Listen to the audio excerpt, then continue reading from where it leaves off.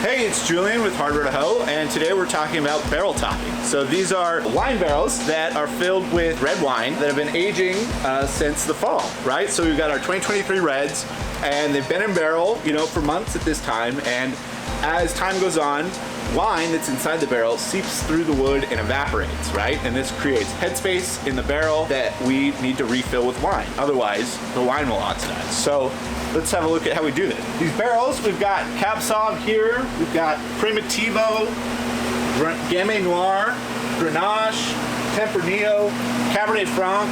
One of the great things about growing wine in Washington is we can grow a lot of different varieties. And so even just walking down this one aisle, you can see a ton of different wines being made here. These are all red wine barrels that have been aging for a few months now. They're from 2023. You can see here, this is our Carbonic Gamay Noir.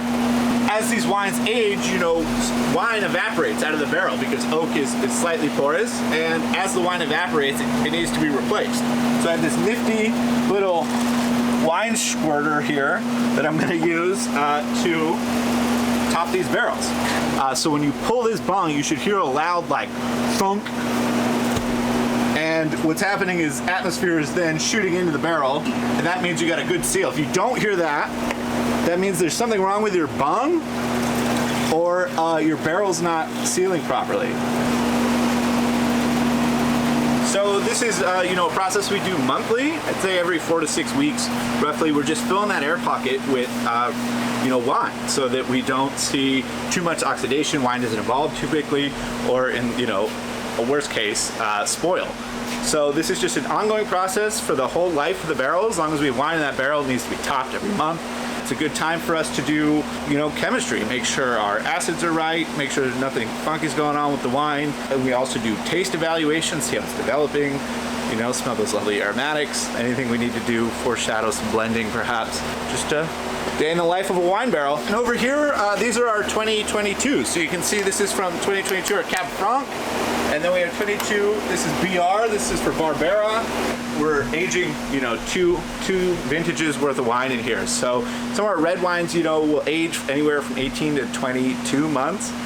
And so we have still some from 23, or 22, excuse me, that'll be bottled here, you know, sometime around June, possibly September if we want to hold on to them longer. And then the 23s, which we'll hang on to until probably the following June. The standard kind of wine barrel size is called a barrique. It's about 225 to 228 liters, depending on the style. These longer ones are Bordeaux. The kind of shorter, squatter ones are Burgundy style. And then we have this, which is a puncheon. This is 450 liters, so basically it's just 2 barrels in one. These larger formats are great if you know, don't want to impart too much barrel character on the wine, because the ratio is greater. There's more wine in there and less barrel than in one of these barriques.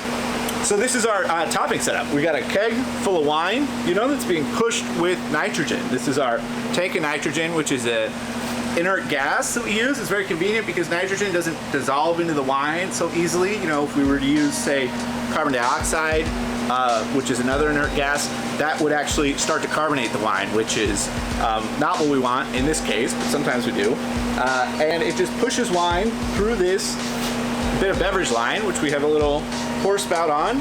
And so we'll just go through down the line and fill the headspace of these barrels. So, you know, every 4 to 6 weeks, just keep these barrels nice and topped to make sure they're not oxidizing or evolving too quickly. Just a part of the winemaking process.